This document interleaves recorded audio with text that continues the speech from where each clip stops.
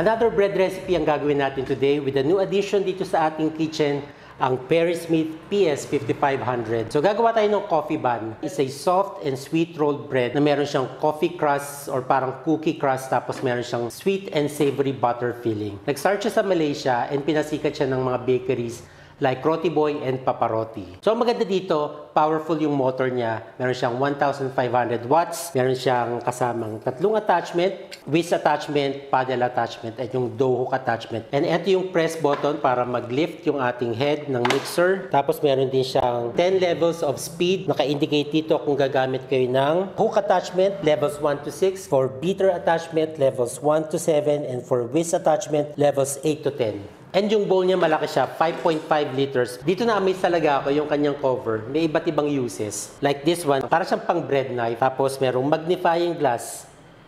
Merong ruler on the other side. Tapos ito parang butter knife. Ito lang hindi ko alam kung saan. Siguro dito ka maglalagay ng liquid na imi-measure mo. Tapos ipopour mo dito. And dito meron siyang egg separator.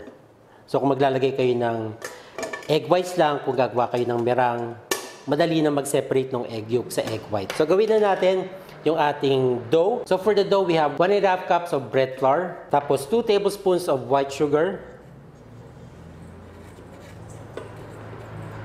1 teaspoon of instant dry yeast, half teaspoon of salt, 1.5 tablespoons of milk powder.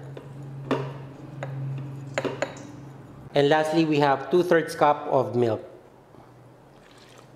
You can use fresh milk, evaporated milk, or full cream milk.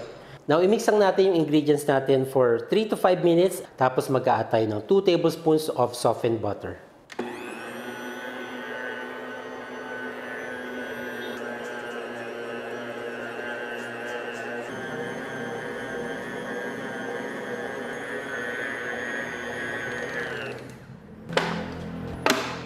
Okay, then we add in 2 tablespoons of softened butter.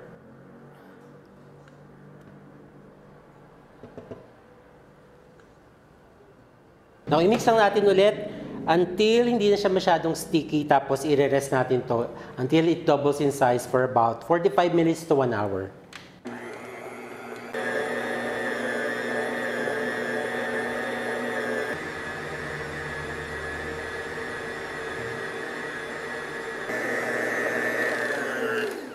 Stop na natin once yung dough natin hindi na siya madikit sa side ng bowl natin. Ang maganda dito, meron din siyang suction. So kahit gaano kabigat yung minimix nyo, hindi siya gumagalaw talaga. Ayan, yung 4 na suction niya. It's lightweight. Yung pinaka-body niya, magaan lang, very compact nga, pero very sturdy. Hindi gumagalaw kahit nagmimix kayo ng dough. Okay, so ito na yung nagawa nating dough. Transfer lang natin sa separate bowl. And then, i-rest natin siya for about 45 minutes to 1 hour until it doubles in size. Okay, so na-rest na natin and nag-double na yung size ng ating dough. Dito sa recipe natin, makagawa tayo ng 6 rolls or coffee bun. Actually, ito na-realize ko lang. Pwede pala siyang parang maging knife sa ating dough. So, para pag magpo-portion tayo, let's say for this one, divide natin into 6. So, pwede siyang gawin pang-divide ng dough.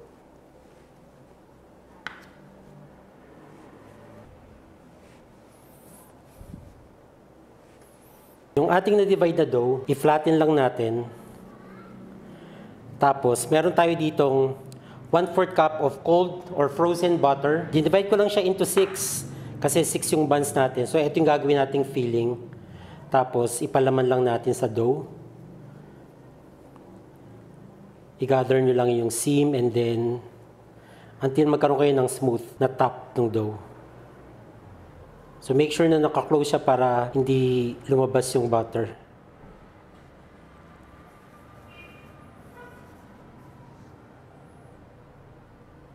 Ito yung nagawa nating dough. I-rest lang natin siya for about 20 to 30 minutes until umalsa lang siya and almost mag-double in size. So habang inaantay natin umalsa to, gawin naman natin yung kanyang coffee topping or yung kanyang coffee cookie crust. For the coffee topping or yung coffee cookie crust, gagamit tayo ng paddle attachment. So we add in 1/4 cup of butter, 2 tablespoons of sugar, 1 teaspoon of instant coffee powder, 1 egg. Now, i-beat lang natin until mag-combine siya. Tapos mag-a-add tayo ng half cup of all-purpose flour.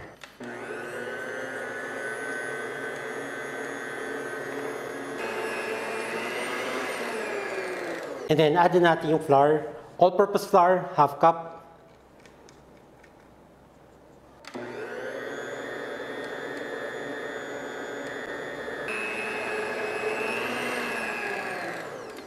Now, tatransfer natin to sa piping bag. So, ginipitan ko lang siya ng maliit na butas.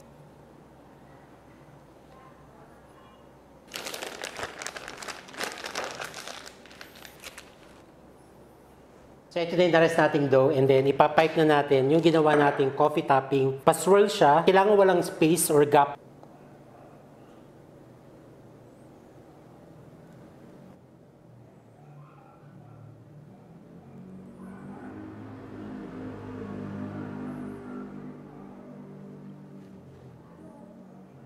Feeling nyo lang pag may gap.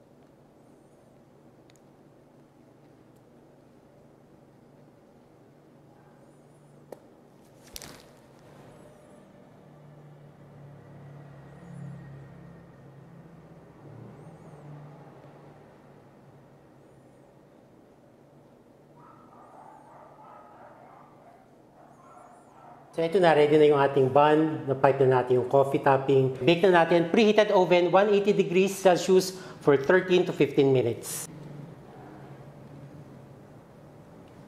Ito na yung nagawa nating finished product, yung ating coffee bun. I'm very excited na i-try natin. Actually, first time ko siyang ginawa. Kaya excited ako dito. Crackly yung top niya. Parang siyang cookie actually, no? Ang lambot ng bun niya. Ang lambot ng pinakatinapay. So makikita nyo, ito yung butter natin. Excited now. Let's go! Guys, napakalambot. Masarap. Tapos yung coffee topping niya, or yung coffee cookie crust, hindi siya matamis. Saktong-sakto yung lasa ng coffee. It's savory, sweet, buttery, toasty, sarap. And again, mag-thank you ako to Perry Smith for sending their PS5500 na stand mixer. Maganda yung kulay niya. It's very compact. Saktong-sakto kung maliit yung space sa kitchen. Malaki yung bowl niya, 5.5 liters. And powerful yung motor with 1,500 watts. So meron siyang 10 dials for level of speed and then 3 attachments. So ito pa natin nyo guys. Gawin nyo na yung ating coffee bun. Hindi kayo magsisisi. Super lambot ng tinapay. And saktong-sakto yung tamis. Actually, hindi siya matamis. Lasang-lasa mo yung coffee. It's buttery, it's soft.